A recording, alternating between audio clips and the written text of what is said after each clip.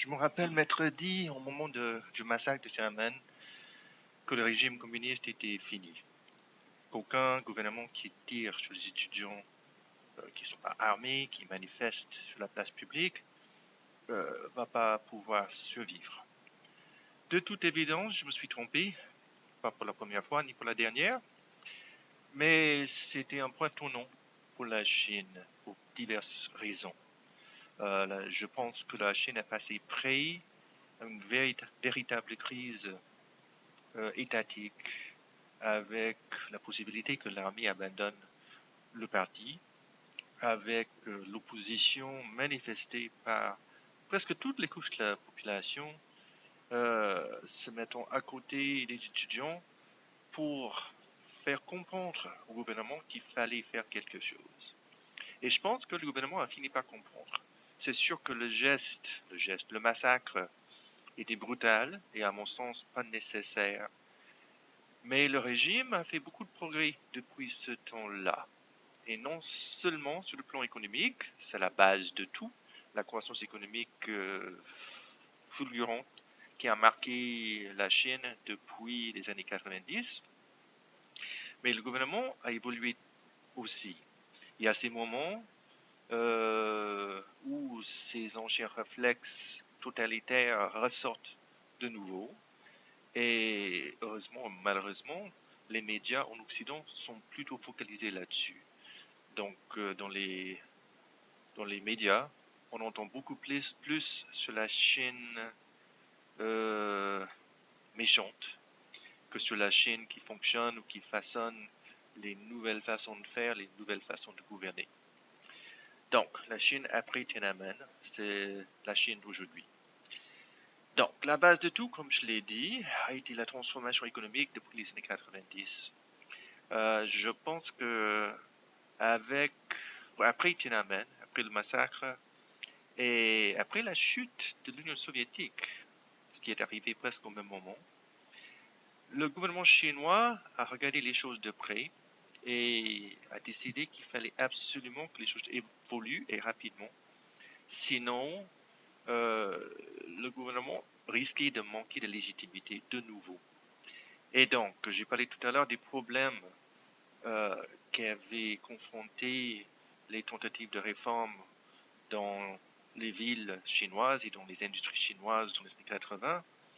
Eh ben, dans les années 90, ils sont revenus au sujet et ils ont fait en sorte que ça fonctionne.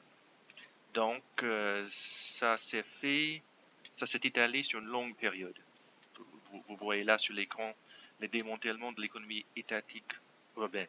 Ça veut dire que les unités du travail qu'ils avaient construites à partir du début de la période révolutionnaire, les années 50, ils les ont démantelées finalement. C'est-à-dire que le paradis socialiste qui avait offert aux ouvriers dans les entreprises étatiques une résidence, des cliniques, des écoles pour les enfants, la possibilité de passer votre travail lors de votre retraite à votre fils, à votre fille, tout ça, toute cette particularité qui avait identifié pas mal de régimes, ils décident à un moment donné qu'ils ne peuvent plus se payer ce luxe-là. Parce que tout ça ne veut pas et n'est pas rentable dans le sens économique du terme. C'est-à-dire que les entreprises chinoises, malgré tous les avantages accordés aux ouvriers, n'étaient pas en mesure de fabriquer les choses que le reste du monde allait acheter à un prix qui était attrayant. Et donc, le leadership comprend qu'il faut absolument que la Chine se dote d'un parc technologique industriel qui ferait de la Chine un pays comme les autres et pas un pays avec une industrie ancienne qui fonctionne selon la logique d'une économie planifiée. Et donc, ils font en sorte que ça fonctionne de petit à petit ou parfois très rapidement. Ils enlèvent les privilèges qu'ils avaient accordés aux ouvriers dans le passé et ils remplacent ces unités du travail avec les entreprises qui fonctionnent plus ou moins selon la logique occidentale. Il existe toujours dans certaines industries les privilèges et l'économie chinoise n'est pas complètement occidentalisée. Ce qu'ils ont fait, c'est d'agir pour qu'il existe en Chine, dans l'économie chinoise, à la fois les éléments de compétition, donc les marchés. Euh, Sans la compétition, on ne se force pas. Sans la compétition, on fait n'importe quoi. On est motivé lundi, mais mardi, on ne veut rien faire. On ne fait plus rien. Et donc, ils permettent les entreprises étrangères de s'installer en Chine, à côté des entreprises chinoises, euh, justement pour mettre la pression. Le gouvernement chinois finit par aider les entreprises chinoises.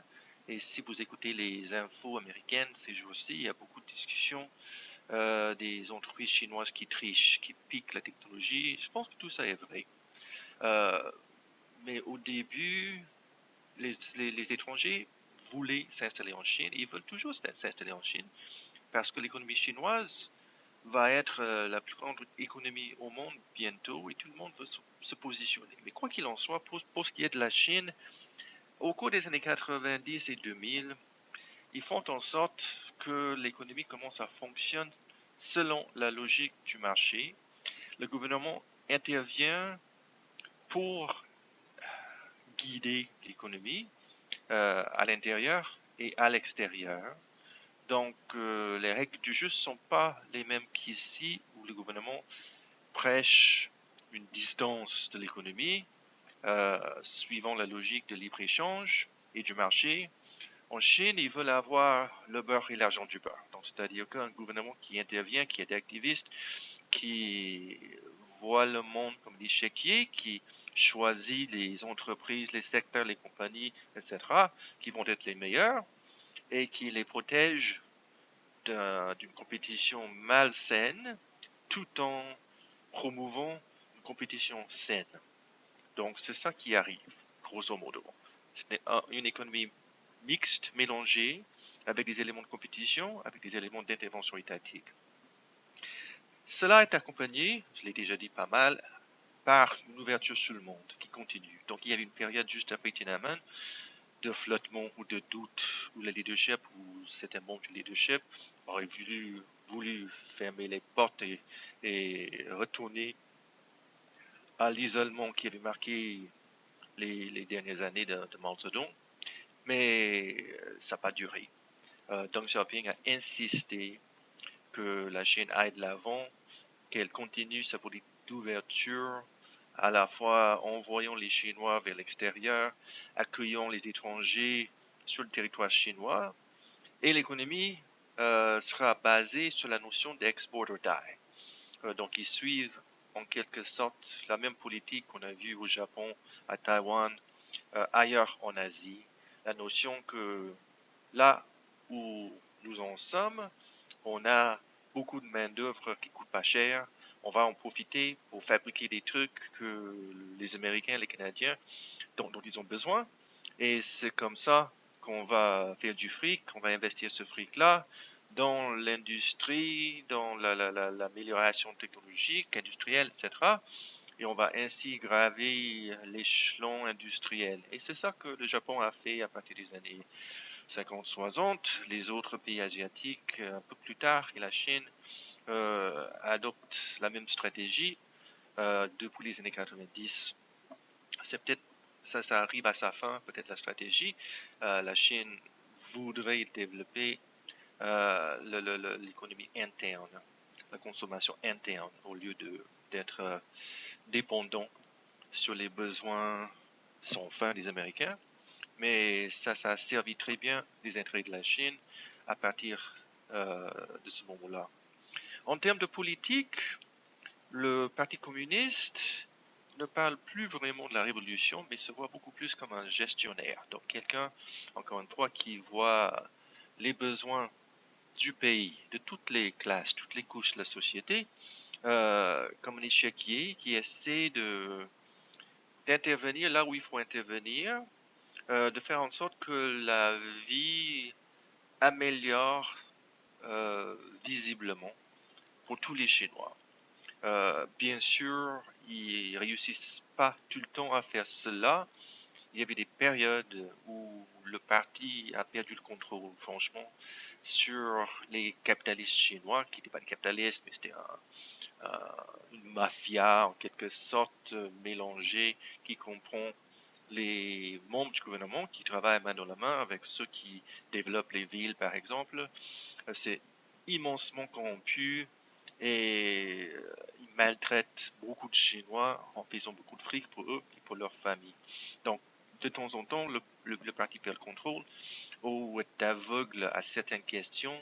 Les régions rurales, après, par exemple, après la première décennie des années 80, où tout allait bien, dans les villages, après, il y avait des vagues de développement, surtout autour des grandes villes, qui a fini par enlever des fermiers les terres que l'État venait de leur allouer.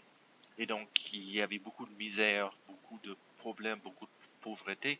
Et donc, tout ça pour dire que le parti a perdu de vue pendant quelques années le sort des, des fermiers pour revenir après, pour essayer d'améliorer les choses. Donc, parti comme gestionnaire, et pas comme patron, pas comme révolutionnaire. Et ainsi, le parti développe aussi un discours concernant la démocratie, comme concernant les droits de l'homme à la chinoise, qui insiste surtout sur les droits économiques, les droits sociaux. Donc l'argument est que on va sortir des millions, même des dizaines, des centaines de millions de Chinois de la pauvreté. C'est ça qui est important, et pas les droits à l'expression, pas les droits abstraits sur lesquels insistent les activistes à l'Occident. Donc c'est un argument qui pour nous n'est pas convaincant, mais la Chine s'en sert avec toutes les sauces très souvent. Moi, je sais pas, c'est pas clair pour moi pourquoi ils peuvent pas faire les deux à la fois. Mais la Chine insiste. L'argument c'est qu'il nous faut surtout de la stabilité. Et si on permet des élections, ou si on permet les gens de dire n'importe quoi, de critiquer le gouvernement, ça va finir dans le chaos et on va perdre le progrès qu'on a déjà fait. Pour aller un peu plus en détail de cela, euh, le gros de ce qui s'est passé depuis les années 90, c'est la transformation de la Chine urbaine, où c'est un pan important de ce qui s'est passé. Il y avait plusieurs vagues de construction qui ont transformé l'horizon des villes. Et quand je parle de transformation, c'est transformation presque totale. J'ai jamais vu de même. La Chine urbaine que j'ai connue quand j'ai commencé à aller en Chine à la fin des années 70, début des années 80, était sale, soviétique, mal construite, euh, très modeste. La Chine, on verra quelques photos tout à l'heure, la Chine urbaine maintenant, c'est comme les villes les plus développées au monde. Euh, je ne sais pas si c'est riche, même s'il y a les quartiers dans les grandes villes qui sont aussi riches que les quartiers riches ici ou à Paris ou à New York ou n'importe où. Donc, c'est massif comme projet. Et donc, ça a changé la vie des centaines de millions de personnes dans un laps de temps assez court. C'est sûr que les vieilles parties, les vieux quartiers des villes ont souffert. Ça n'existe plus. La Chine a décidé que c'était tout simplement plus facile à faire table rase de la plupart des anciens quartiers et construire des nouveaux apparts pour les gens en banlieue. Et donc, il y avait beaucoup de protestations.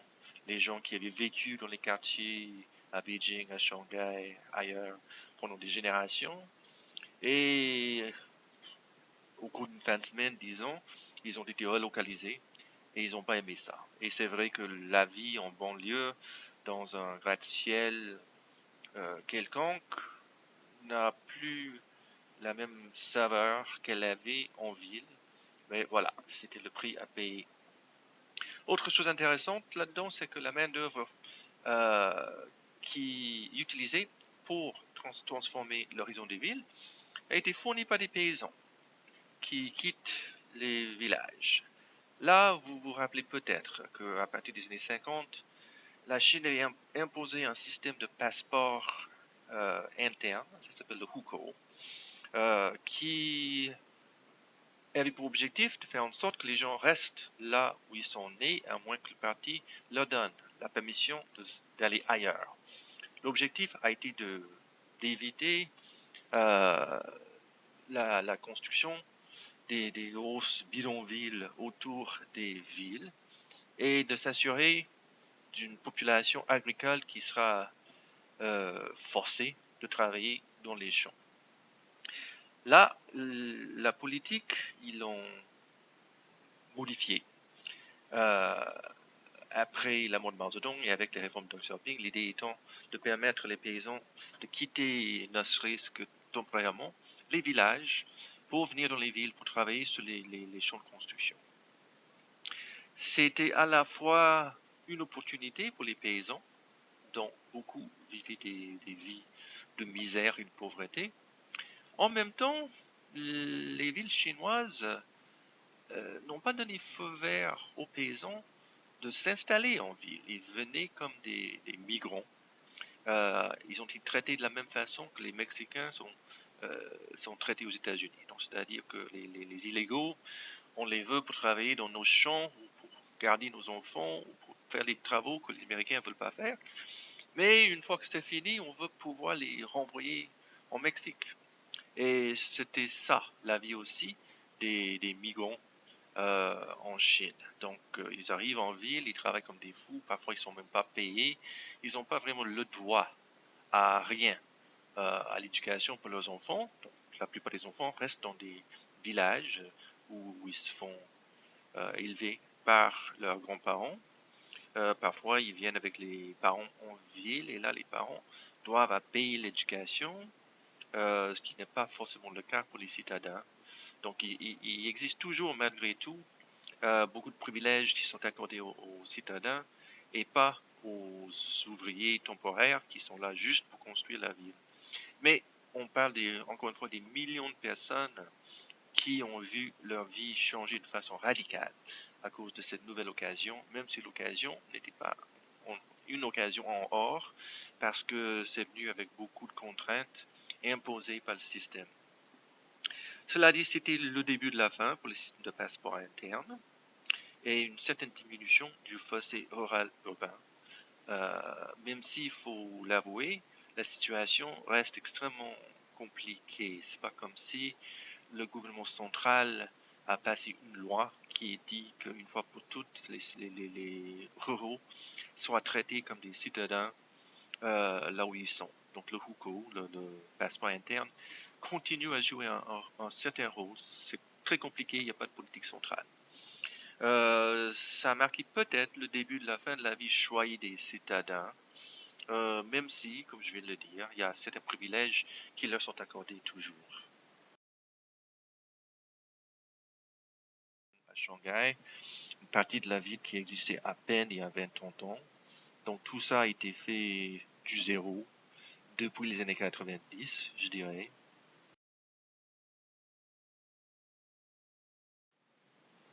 Je sais pas où, mais c'est ça la Chine urbaine maintenant. C'est d'une densité à tomber par terre, c'est comme les pires parties de New York. Même chose. Je dois avouer que j'aime plus la Chine urbaine. C'est trop massive.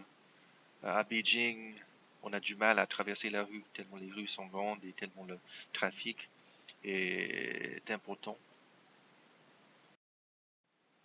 Encore la même chose.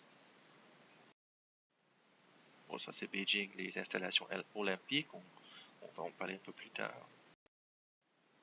Je crois que ça c'est Shanghai Pudong encore. Et ça c'est un après-midi typique dans une rue de shopping. Je pense que c'est à Beijing. c'est vraiment euh, désagréable. Moi, je trouve, de me promener en Chine, c'est comme Sainte-Catherine un samedi après-midi, mais en beaucoup pire.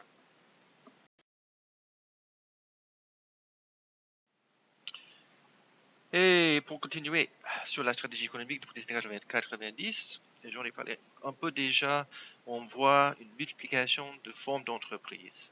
Donc, il y a toujours des entreprises étatiques, des state-owned enterprises, parce que le régime veut garder le contrôle sur les industries clés, que ce soit les télécommunications, les automobiles, les trucs d'infrastructure comme l'acier, etc., etc. Et le régime a aussi une stratégie pour en arriver à dominer le monde. Donc, ils font beaucoup plus de planning sur ce truc-là que nous, nous le faisons ici. Donc, il y a aussi les entreprises mixtes, les entreprises capitalistes. Comme j'ai dit tout à l'heure, l'idée c'est de favoriser à la fois une compétition saine et d'éviter une compétition malsaine. Avec cela sont venues des nouvelles idées concernant la productivité, la rentabilité, la compétition. J'ai dit tout à l'heure que lors des premières tentatives de transformer les industries en Chine, le projet se heurtait contre les habitudes de l'économie planifiée, de gestion des entreprises qui étaient des entreprises créées pas uniquement pour faire des profits. Depuis, ça c'est largement parti. Les Chinois sont extrêmement compétitifs, extrêmement capitalistes. Ils se décrivent eux-mêmes comme les Anglais du 19e siècle, les Américains du 20e siècle, les gens qui travaillent constamment. La vie est pas drôle. Euh, et j'en ai parlé déjà, on a vu largement la fin des avantages sociaux jusqu'alors fournis par les unités du travail. C'est pas complètement parti, mais c'est plus du tout non plus le paradis socialiste, entre guillemets, qui existait dans le temps. Et donc, on a vu euh, s'installer en Chine ou développer en Chine des industries comme les assurances, qui n'étaient pas nécessaires dans le temps, euh, les, les assurances, des services financiers, euh, toutes les choses nécessaires à une économie de classe moyenne avec de l'argent surplus qu'il faut. L'encouragement des exportations a fait partie de la politique presque dès le début. Ça finit dans la création de zones économiques très dynamiques près de Canton et Shenzhen, de Shanghai, de Zhejiang, autres régions aussi. Donc, c'est des centres de dynamisme économique qui se classent parmi les meilleurs au monde. L'État joue un rôle à, dans la gestion de tout cela. Il évite que tout l'argent aille dans les poches des capitalistes, donc par les taxes, les impôts, etc.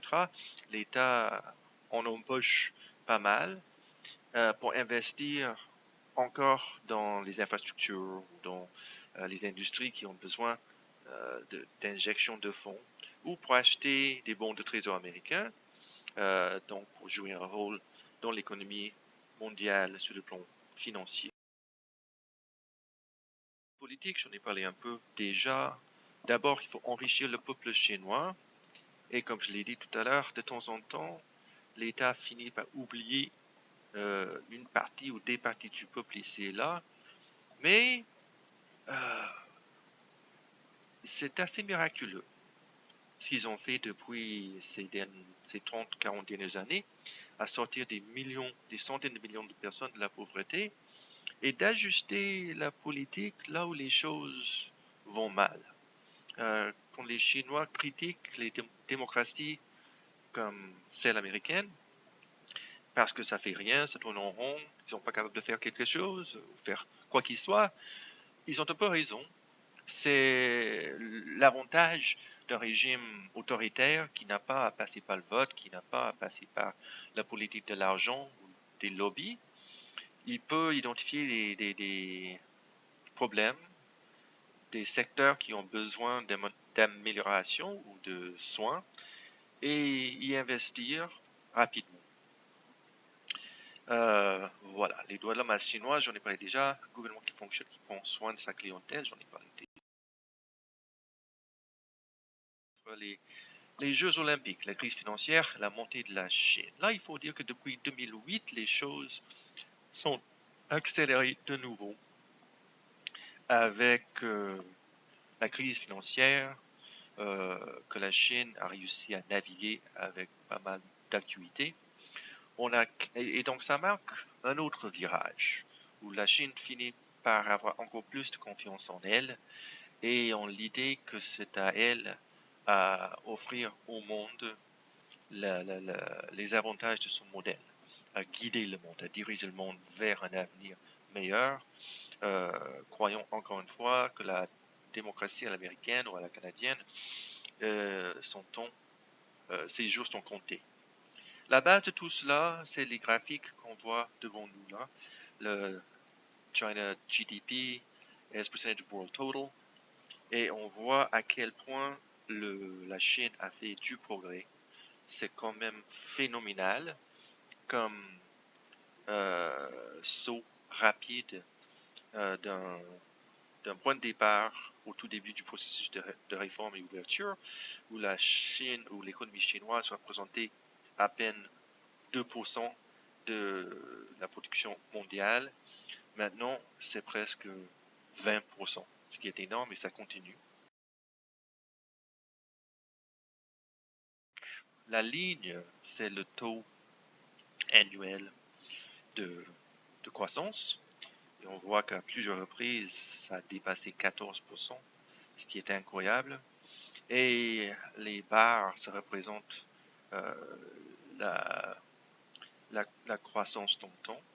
Et c'est une autre façon d'illustrer à quel point le développement de la Chine a été quelque chose de fait.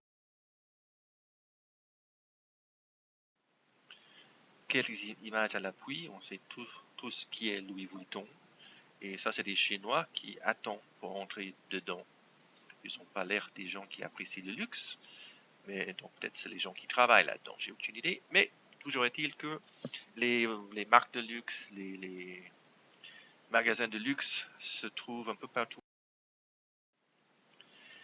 Les Jeux Olympiques étaient un moment très important pour la Chine. Ça a marqué leur retour sur la scène mondiale. Ils avaient réclamé que les Jeux leur soient donnés pendant pas mal de temps. Ils ont été refusés plus d'une fois. Et donc, quand ils ont eu l'occasion de les avoir chez elles, ils ont mis le paquet. Et donc, comme j'ai marqué, les Jeux de 2008 ont coûté 44 milliards de dollars US, 4 milliards pour les installations sportives et 40 milliards pour la mise à jour des infrastructures, surtout à la capitale de Beijing. Vous voyez là à quel point ce que la Chine a dépensé sur les Jeux a dépassé les autres. Et on voit aussi que ça a dépassé même le stimulus package du gouvernement canadien en 2008 sur 5 ans. Et c'est presque 20% à peu près du PIB annuel du Québec en 2004. Donc tout ça pour dire que c'était beaucoup, mais beaucoup. Et voilà les fruits. Ça c'est le nid d'oiseau, le stade national. Assez impressionnant. Même chose. Le centre national de natation, cube d'eau. Assez chouette aussi. De l'intérieur.